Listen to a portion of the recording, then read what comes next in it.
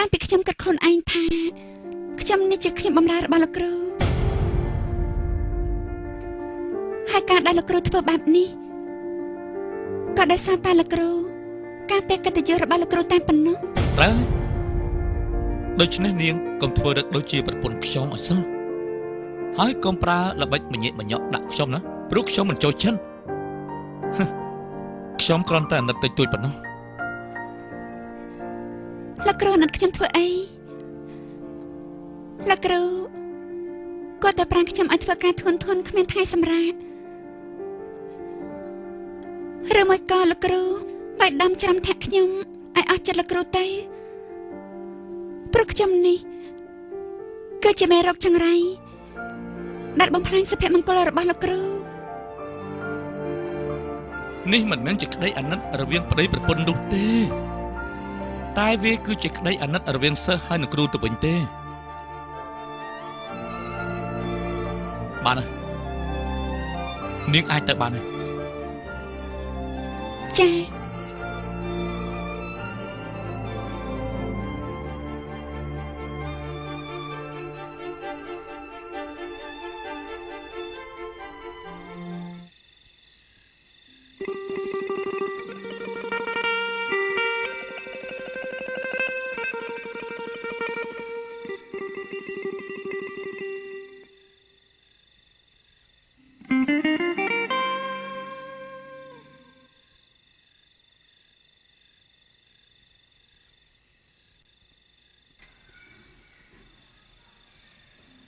លោកគ្រូ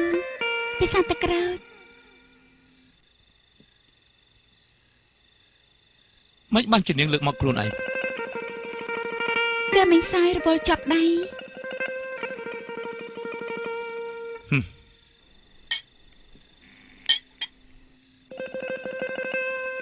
នាងចង់ធ្វើការទេចាបាននិយាយពីចង់គឺខ្ញុំចង់ណាស់លោកគ្រូតែក្នុងកលៈទេសៈនេះខ្ញុំនៅជំពាក់ប្រាក់លោកគ្រូច្រើនណាស់តែខ្ញុំត្រូវតែនៅបម្រើលោកគ្រូតតែរត់ថ្លៃខ្សែកនិងចិញ្ចៀនពេជ្រនោះតែខ្ញុំអាចចេញទៅធ្វើការនៅកន្លែងផ្សេងបានខ្ញុំចង់ឲ្យនាងធ្វើការនៅកន្លែងឯកជនមួយដើម្បីរកកម្រៃខ្លះជួយដល់ក្រុមគ្រួសារនិងនៅផ្ទះរបស់នាងចា៎លោកគ្រូខ្ញុំជាឈ្នួលបម្រើនៅក្រៅអាណាព្យាបាលរបស់លោកគ្រូខ្ញុំត្រូវតែគោរពតាមការណែនាំរបស់លោកគ្រូ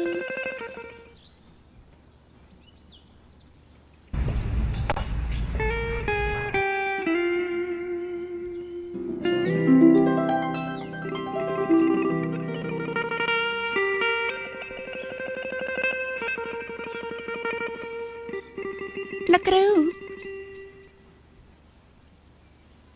តែខ្ញុំត្រូវអង្គុយនៅត្រង់ណា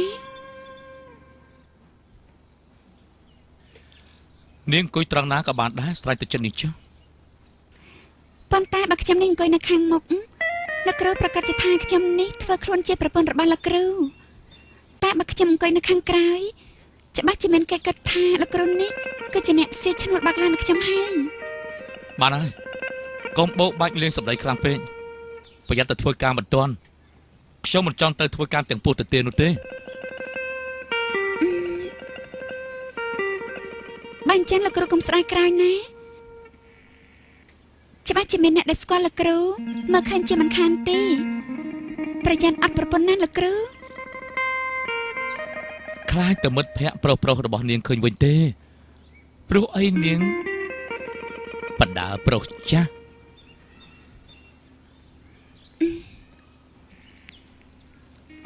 តាំងពីដើមមកគឺខ្ញុំគ្មានមិត្តភក្តិណាក្រៅពីសុភាពនោះលោកគ្រូកុំយល់ច្រឡំអីណែអូសថេនតើស្មានតែនរណាគេឬសូតែសម្រាប់ជើងមក សថេនអើយនឹកខ្លាំងណាស់បានជម្រាបសួរបាន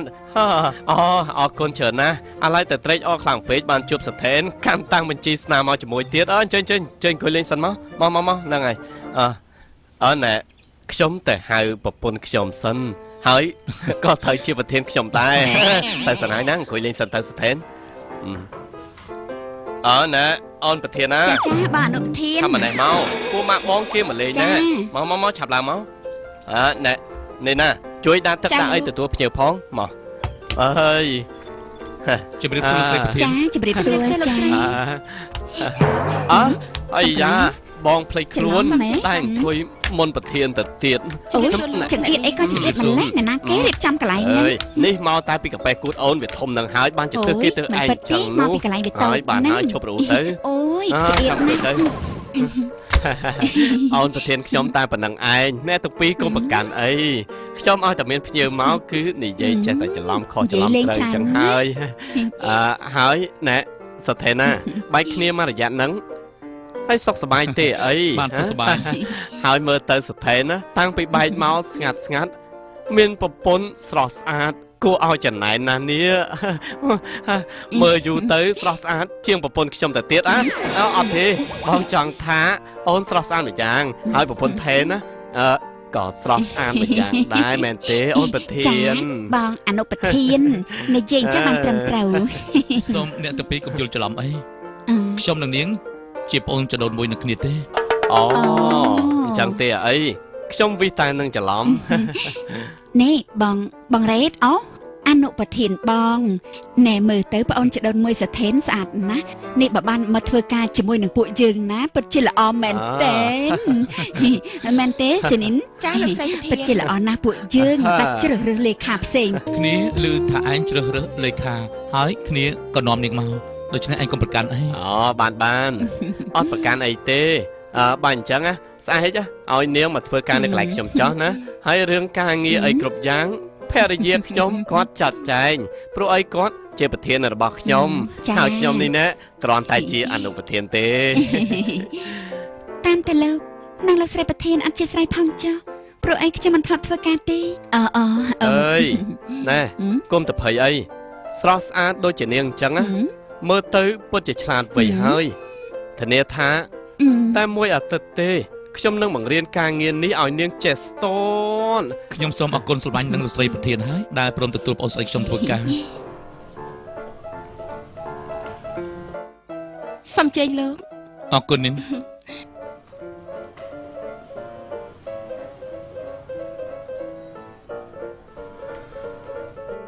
អាយ៉ា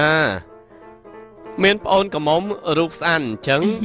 មកទទួលរាល់ថ្ងៃតែម្ដងហើយ ធម្មតាទេអនុប្រធានបងប្អូនគេស្រឡាញ់គ្នាគឺអញ្ចឹងហើយមិនតែពេលឯងនឹងចំណែនណាអី ហើយមានតែចំណែនស្អីឯណា គឺខ្ញុំមកមានធរៈនៅក្បែរហ្នឹងហើយរួចរាល់ធរៈទើបខ្ញុំមកទីនេះព្រោះអីក៏ចិត្តដល់ម៉ោងធ្វើការល្មមដែរ ចុះមាននរណាគេទៅសួរណែនាំស្អីណែអូនមិញជើងមានបានសួរទេថាលោកសថេនមកម្ដុំនេះធ្វើអីទេ អត់បានសួរលោកសថេនផងស្រាប់តែគាត់នេះឆ្លើយកាត់តែម្ដងនិយាយលេងទៅណាលោកសថេនណែតើថ្ងៃសៅរ៍អាទិត្យនេះមានកម្រងទៅណាទេ គឺ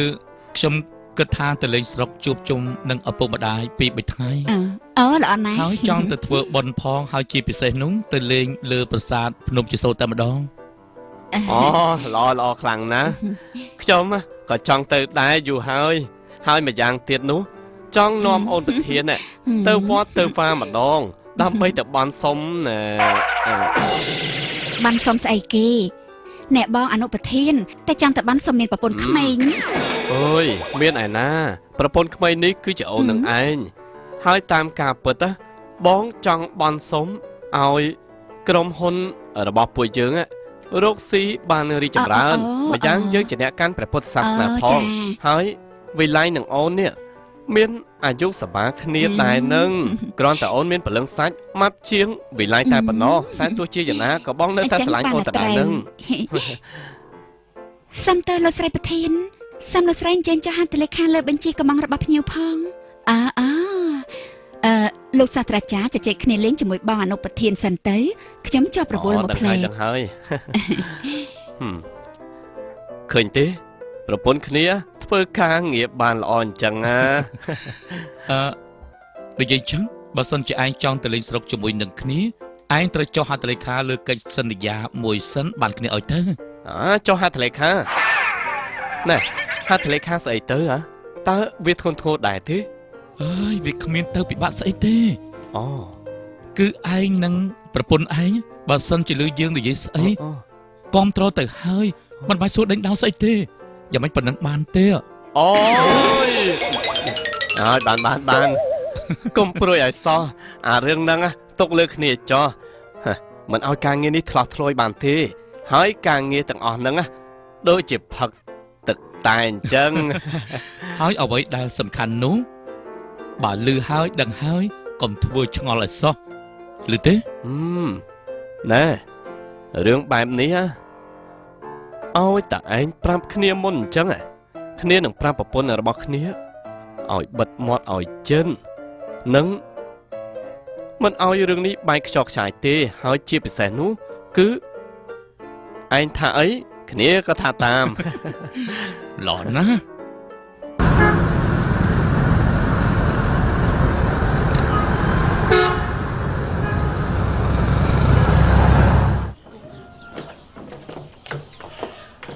អូនោះកូនយើងមកហើយ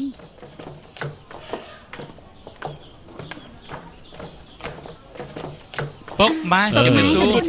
ពូនមីង ថ្វាយព្រះមួយ មកជើញក្មួយមកអញ្ជើញអង្គុយសិនមក អូយមកដល់ជនបទអញ្ចឹងទើបដឹងថាតិចជាងភ្នំពេញ សុខសប្បាយទេក្មួយ បាទសុខសប្បាយជាទេ ពុកម៉ែនេះគឺលោកប៊ុនតារ៉េនហើយនេះគឺជាភរិយារបស់គាត់គឺជាប្រធានក្រុមហ៊ុន អូយបាទ មិនទេ ពុកម៉ែខ្ញុំសុំណែនាំខ្លួននេះគឺជាភរិយារបស់ខ្ញុំជាប្រធានក្រុមហ៊ុន អូចា ហើយខ្ញុំនេះជាប្តីនឹងគឺជាអនុប្រធានក្រុមហ៊ុនមូលហេតុដែលខ្ញុំជាប្តីធ្វើជាអនុប្រធានក្រុមហ៊ុនភរិយាខ្ញុំធ្វើជាប្រធានក្រុមហ៊ុនព្រោះគាត់មានមាឌធំហើយដោយសារតែខ្ញុំវាមានមាឌតូចពេក អញ្ចឹងសូមរៀបការជម្រាបពុកម៉ែតែប៉ុណ្្នឹងឯងអូនអនុប្រធានច្រឡំមកអូនប្រធាន អនុប្រធាន អូ ពុកម៉ែនេះគឺជាប្រពន្ធរបស់កូនកូនទើបតែរៀបការបានមួយខែ ណែម៉ែវាកូនប្រសាយើងស្រស់ស្អាត អូមែនហើយកូនប្រសាយើងពិតជាស្រស់ស្អាតណាស់ឪវា ជំរាបសួរម៉ែជំរាបសួរពុក ពុកម៉ែឲ្យកូនសុំទោសផងព្រោះអីកូនបានសន្យាថាមិនរៀបការជាមួយនឹងស្រីនៅភ្នំពេញទេ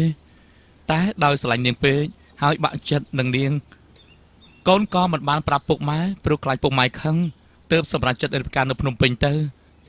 បើពុកម៉ែមិនពេញចិត្តនឹងនាងទេចាំកូនត្រឡប់ទៅភ្នំពេញវិញកូននឹងលែងនាងក៏បានដែរ អត់ទេពុកម៉ែមិនជំទាស់ទេកូនរើសប្រពន្ធបានស្អាតណាស់មែនទេពុកវា កូនកុំនិយាយព្រាយប្រាំពីរឿងលេងលះគ្នាណាឪពុកម៉ែមិនត្រូវការកូនប្រសាស្អីទៀតទេត្រូវការតែមួយនឹងហើយ អញ្ចឹងបើសិនជាពុកម៉ែពេញចិត្តចាំកូនត្រឡប់មកស្រុកកំណើតជើងដើម្បីរៀបចំពិធីក៏បានដែរមែនទេលោកអនុប្រធានក្រុមហ៊ុន ណែដូចជាលោកសាស្ត្រាចារ្យសថេននិយាយពិតប្រកបហើយលោកពុកអ្នកម៉ែ មិនអញ្ចឹងអីអូនប្រធាន បងអនុប្រធាន ពិតទៅ ពិតហើយពិត បាទពុកម៉ែ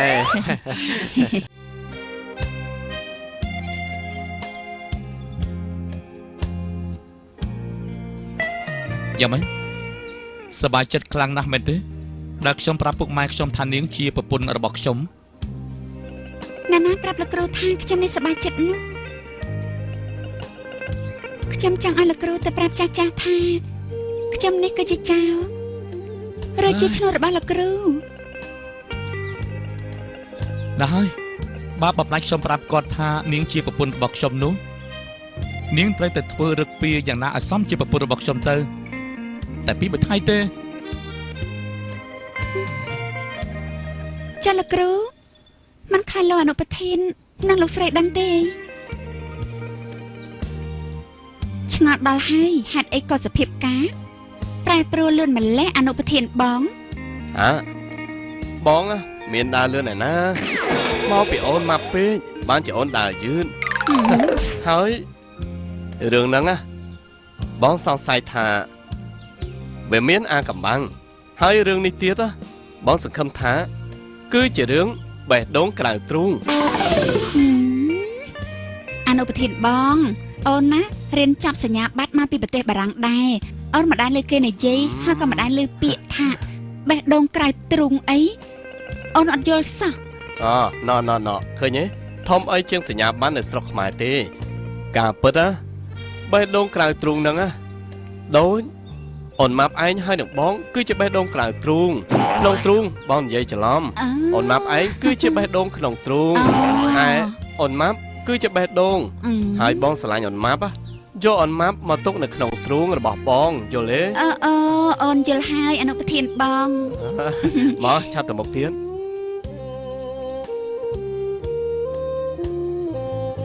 ពួកគេនោះច្បាស់ជាយល់មិនខានទេ បានលោកគ្រូមិនគ្រប់តាមខុសសន្យាដែលបានផ្តិតមេដៃនៅឯសាលាសង្កាត់នោះទេចុះហេតុអីបានជាលោកគ្រូមកប្រាប់ឪពុកម្ដាយលោកគ្រូថាខ្ញុំនេះជាប្រពន្ធ នាងមិនយល់ទេបើខ្ញុំប្រាប់គាត់ថានាងគឺជាចៅនោះគាត់ច្បាស់ជាយល់ថាខ្ញុំនេះឈួតជាមិនខានទេព្រោះអីយកចៅដើរតាមខ្លួនតែបើខ្ញុំប្រាប់ថានាងគឺជាស្រីបំរើតើសាច់ឈាមរបស់នាងនេះនឹងសមជាស្រីបំរើទេហើយខ្ញុំប្រាប់ថាជាប្រពន្ធនោះពួកគាត់នឹងជឿជាមិនខានអញ្ចឹងនាងព្រមធ្វើជាប្រពន្ធខ្ញុំពីមួយថ្ងៃសិនទៅ អូយស្លាប់ហើយខំតាទៅដើររកនៅម្ដុំខាងកើតស្រះឯនោះស្រាប់តែមកសង្ងំជួបគ្នានៅធ្វើបង្ងើយចោលពួកឯងទៅវិញអើយអត់ទឹកស្រះអីក៏ថ្លាឆ្វងម្លេះអូយនេះចង់ទៅមុជទឹកលើស្ពាននោះណាណែអនុប្រធានបងអូនទៅហើយអត់ជិះទេទៅហើយ ប្រយ័ត្នស្ពាននោះមិន អេខ្លាំងមិនស៊ីទេអូយ ចាំមិន អនុ ហើយ ប្រធានបងជួយអូនផងលងទឹកហើយ ជួយផងអ្នកស្រុកអើយជួយស្រង់អីអូមែនទេប្រពន្ធខ្ញុំធ្លាក់ទឹក ក្នុងទឹកឥឡូវហើយ ថែណាជួយផងប្រពន្ធខ្ញុំលងទឹកហើយនាងមិនចេះហែលទឹកទេឲ្យឆាប់ឡើងទៅ ទឹកនឹងរាក់ទេលុកមិនកើតទៅ ទឹកនេះរាក់អីប្រពន្ធណាទឹករាក់តើអី ទឹករះអី អើយឆាប់ឡើងមក អូយ ឡើង ប មក ក ទឹក អនុ រាក់ ធា ទេ នហេតុអីក៏មិនប្រាប់អូន អូយអ្នកណាទៅដឹងឆាប់ឡើងមក អូយចាប់អាម៉ងអូយមានអីស្រួលទឹកត្រជាក់ស្រួលខ្លួនតាមិនឲ្យសប្ បា បាយ នហើយឡើងមក ឆាប់ឡើងមកក្នុងស្រះមានឆ្លើងណា មានភ្លើង យាយឆ្លើងអូយឆ្លើងជួយអូននៅបានទេ មក ជួយទៀមផងណាខ្លះហើយ